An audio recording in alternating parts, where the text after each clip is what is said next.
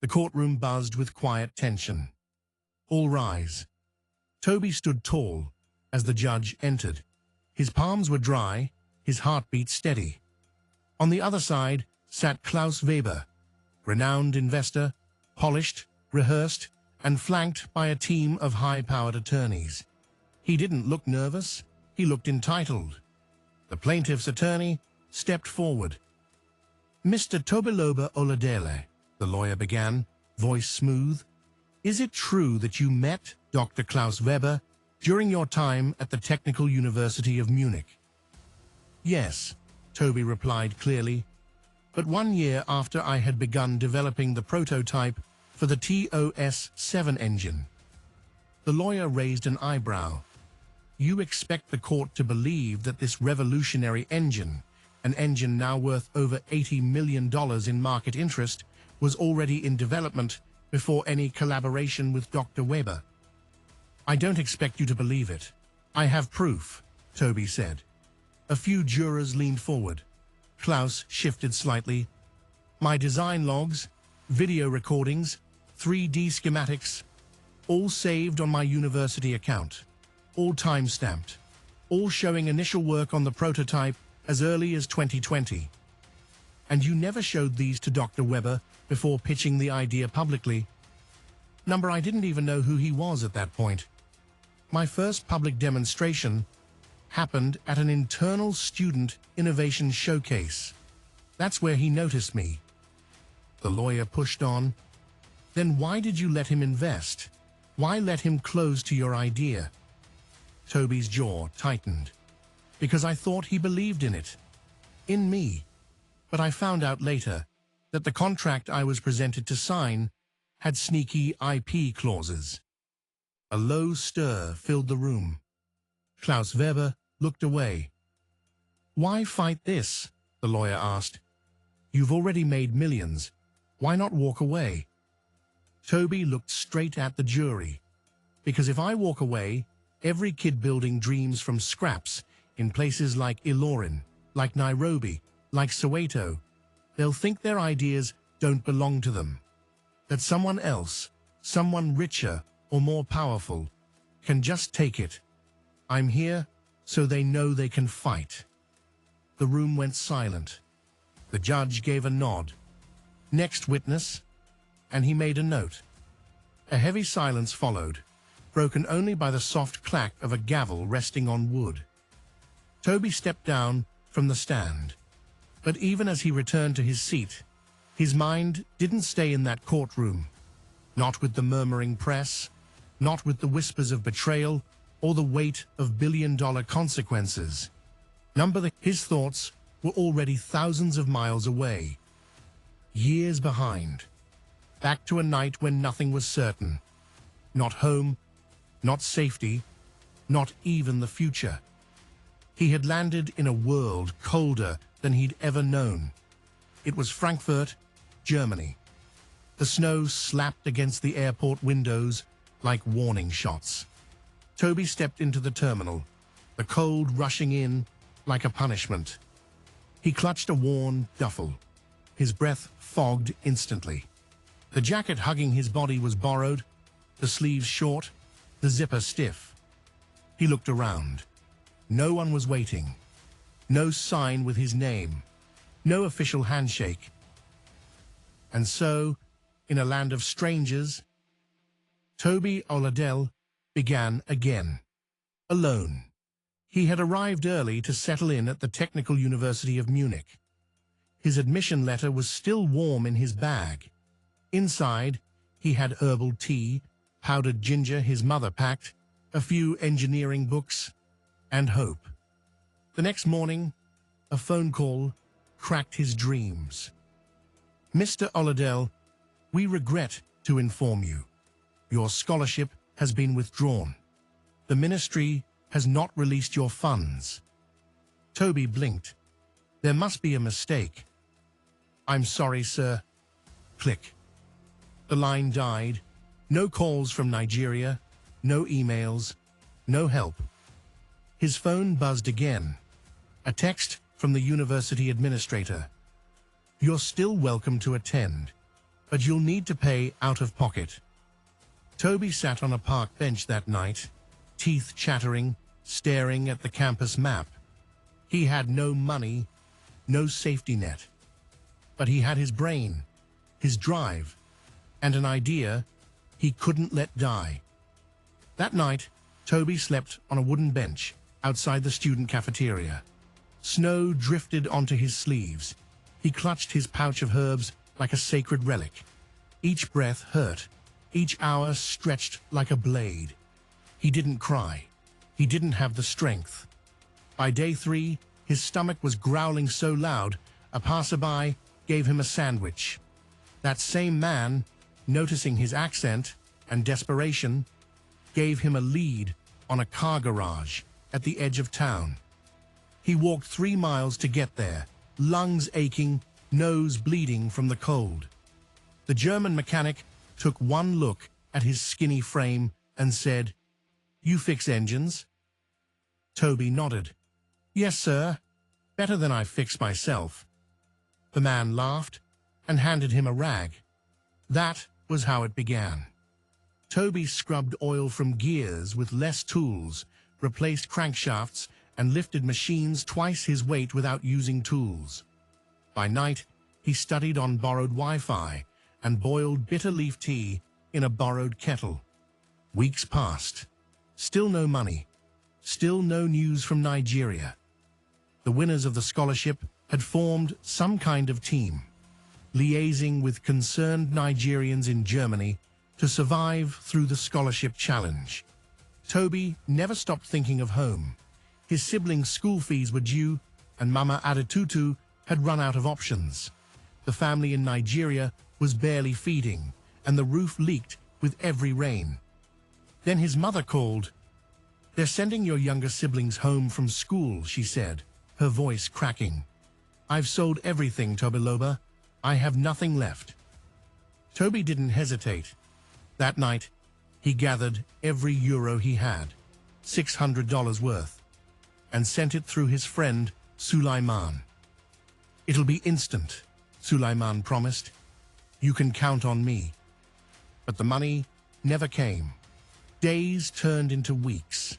His mother called again, crying. They said nothing came. They're still at home. Tobi's chest tightened. Betrayal and guilt hit harder than cold ever could. He paced his room like a caged animal. He called Sulaiman. No response. Then finally, "Bro, my account got blocked. I'm working on it." Lies. Tobi sank to the floor, breath sharp and shallow. The weight of it all crushed him. The hunger, the shame, the sickness. But before despair swallowed him whole, Ayula called. "I heard what happened," he said. "Don't worry, I borrowed money from my mum. Your siblings will be back in school tomorrow." Tobi didn't speak. He couldn't. He just stared at the ceiling, tears sliding into his ears. He thought about Thomas Kipenzi, who once asked him one cold night, their breath fogging the tiny student kitchen where they often shared meals and plans. "Why not go back to Nigeria? You're a genius, Tobi, but geniuses don't survive in pain." That night, he wrote a single sentence in his journal. "I will rise so high, no one will ever hold me down again." He tightened his circle after that, forgave Sulaiman, but never forgot. The frost bit hard against the kitchen windows, sketching icy veins across the glass.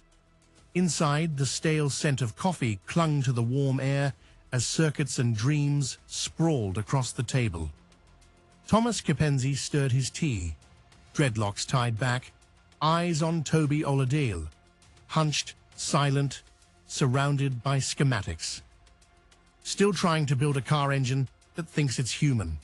Thomas asked, smirking. Tobi didn't look up. "Number, I'm building one that knows it's more." He shoved a diagram forward, pencil tapping furiously. "Forget efficiency. What if machines could feel the context, not just process it? What if they learned like we do, not programmed, but emergent? intuitive. Thomas's smile faded. That's not engineering, bro. That's evolution. Exactly, Tobi said, voice low but electric. We're on the edge of something real. I can feel it. It's there, just out of reach. A beat of silence. Then Thomas nodded, solemn now. You're not chasing dreams, Tobi. You're chasing destiny. Tobi stood, gathered his blueprints, and zipped his jacket. His eyes burned with purpose. Garage opens in 10. Let's see if destiny's ready. He stepped into the cold. Months later, the outcry of activists on the internet led to a revelation he had suspected. The scholarship had actually been paid. Someone had embezzled the money in transit. The Nigerian government apologized, and his fees were finally cleared. Tobi graduated with honors. After graduation, he got an opportunity to move to America for a postgraduate program in advanced automotive engineering. America wasn't a dream. It was a storm. And Tobi Oladell walked into it with nothing but a coat, a bag of dry powder herbs, and fire in his chest. After the mess in Germany, where his scholarship nearly vanished and his lungs fought him every night, the US was supposed to be better, but it wasn't. Not at first. He lived in a shared room with peeling walls and a broken radiator. Winter crept through the cracks. His breath fogged up the glass. But still, he woke up before dawn, fixed engines for cash, and studied till midnight. He was breathing on borrowed time and borrowed hope. One January night, it got worse. A snowstorm shut the city down. Tobi was on his way back from a night shift when his chest tightened. First a cough, then a wheeze, then darkness. He collapsed. No one saw him fall, just another immigrant in the cold. He woke up in a clinic bed, wired up. Tubes in his nose, beeping machines, but not afraid. He smiled, because in his pocket was the letter. An email printed out from the university lab, folded in 4. He had been offered a research slot, barely funded, but real. A chance to build the hybrid engine model he'd scribbled on napkins, notebooks, and scrap metal for years. That project changed everything. He built a prototype in 6 months, with borrowed tools, recycled car parts, and faith. When it worked, professors gathered, then investors, then an automotive CEO from Detroit who asked just one question. Did you build this? Tobi nodded. That nod bought him a factory. A year later, he launched TOS Dynamics. Then came patents, contracts, recognition. But he still starts every day the same.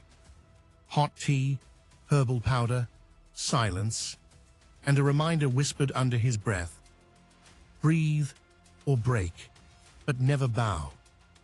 As Tobi's tech company begins to flourish in Europe and America, a former investor and early collaborator, Dr. Klaus Weber, a powerful but ethically dubious entrepreneur, claims ownership over Tobi's patented automotive innovation. Dr. Klaus Weber, founder and CEO of Weber Tech Industries, a late 40s German multinational specializing in high-performance engines and energy-efficient propulsion systems. Klaus Weber is a brilliant, yet morally questionable industrialist. Once celebrated as a disruptor in automotive innovation, he became infamous in academic circles for exploiting student prototypes. He funds engineering competitions and university grants, but his real game is acquiring ownership of promising student inventions through vague contracts and legal loopholes.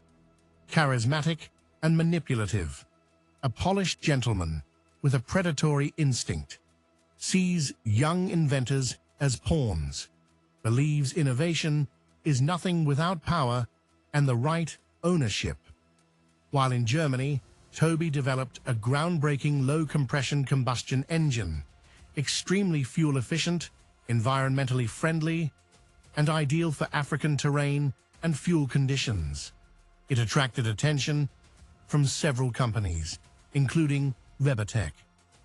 At an engineering symposium, Klaus approached Tobi and invited him to join the WeberTech Innovation Fellowship, promising funding and mentorship.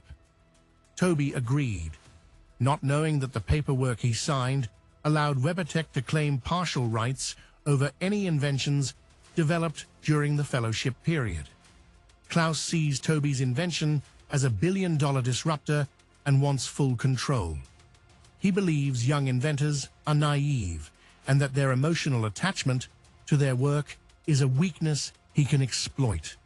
Years later, when Tobi's startup launched the first line of clean hybrid engines for motorcycles and generators, WeberTech filed a lawsuit claiming partial or full ownership of the core engine design.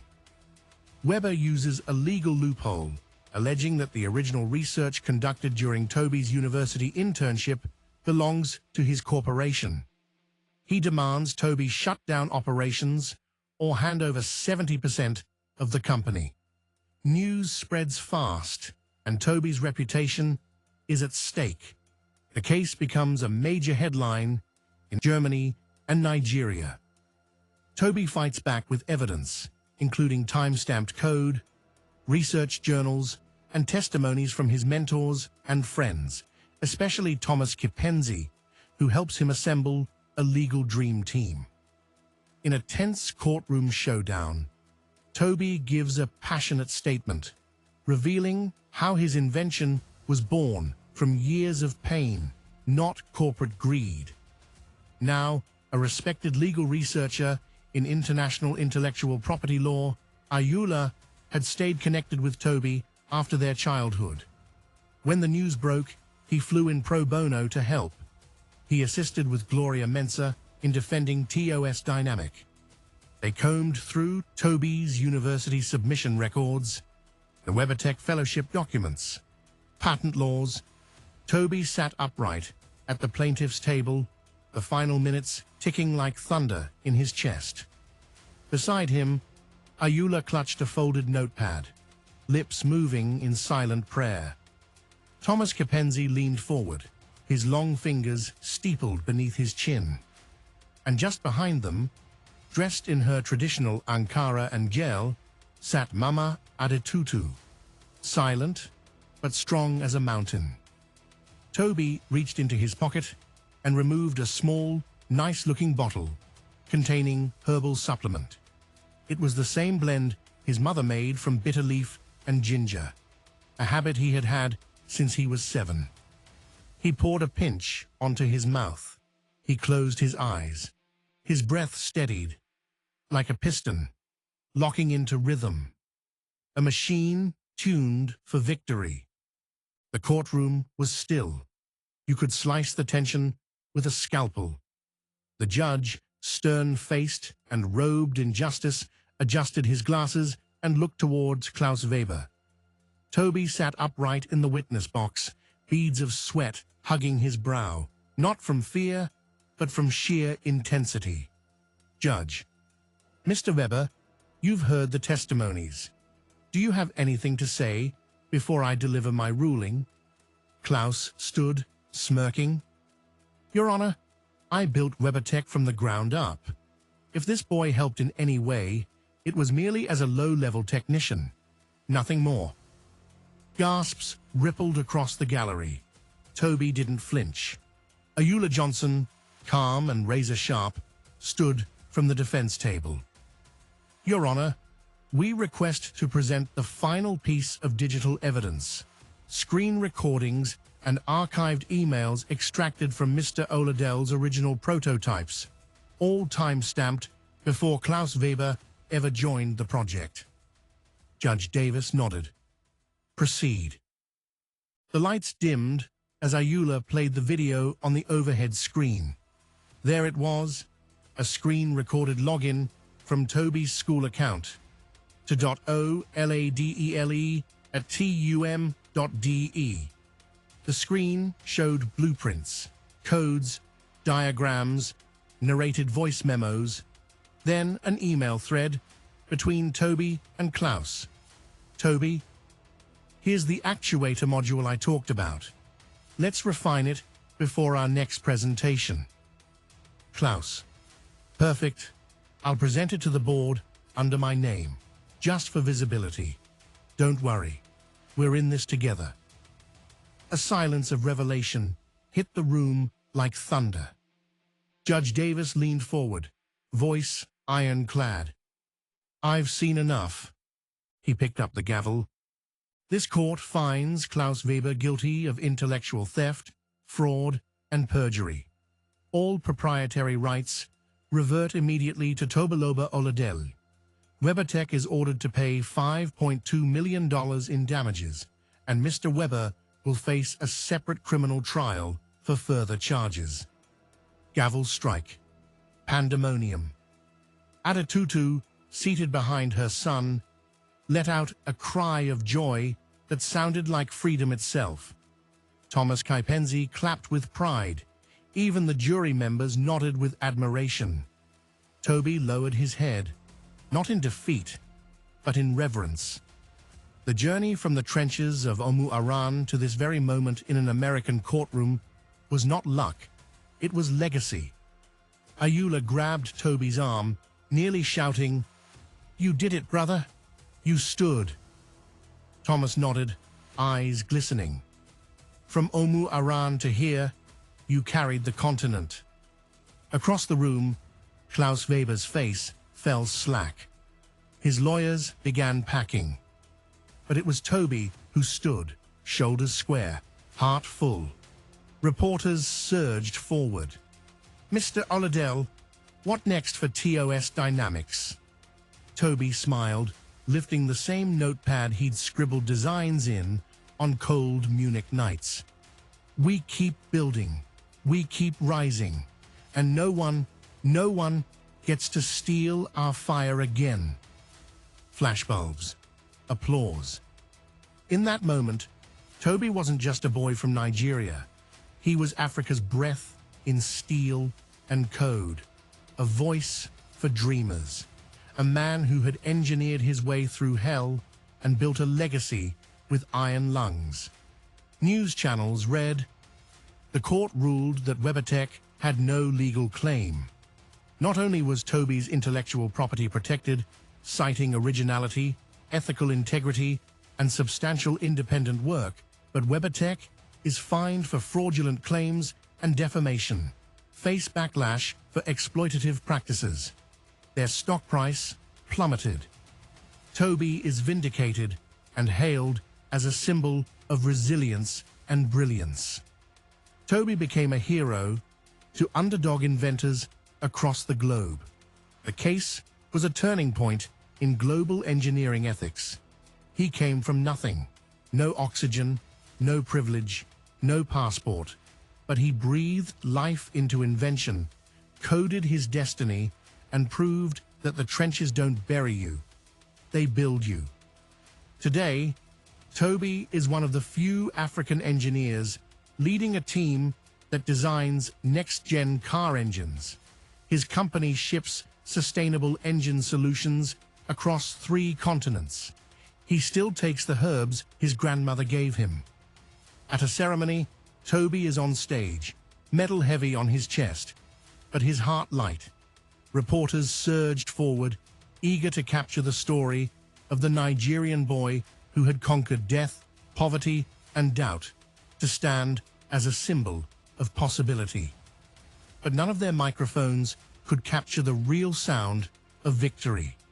The whispered prayers of a mother long gone, the hum of oxygen machines in a cramped bedroom, or the voice of a boy who once begged God not to die in his sleep.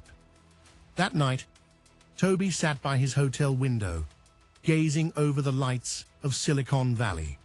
He pulled out his journal, the same one Ayula had given him years ago, and wrote 4 words. "This is only beginning." 5 years later, the Oladil Foundation for Resilient Youth opened its Lagos headquarters. Its mission? To fund education and innovation for chronically ill children across Africa. The entrance bore a bronze sculpture, a boy standing tall, wires from an oxygen tank curled into the shape of wings. At the unveiling, Ayula and Suleiman stood proudly beside Tobi. Cameras rolled, but this time, Tobi didn't flinch. He took the mic. They told me my lungs were weak, but weakness taught me strength. Pain taught me purpose. And now, I teach others that no dream is too big, even when your breath is too short. From behind the crowd, a boy in a wheelchair looked up, eyes wide. His mother leaned down and whispered, "That could be you one day." And with that, the legacy of Tobi Inspired breathed on. This was Tobi Inspired, the patent war that made history, a true story of brilliance, betrayal, and the courage to defend a dream. If Tobi's fight moved you, imagine the stories still untold. Stories of grit, of bold beginnings, of people like you rising from impossible odds. Subscribe to be the millionaire yourself, where every video is a blueprint of resilience. Drop a comment, share this story, and check out our channel for more real journeys that defy limits. Your dream deserves its own spotlight, and we're here to remind you it's possible. Watch the next story now. Keep rising.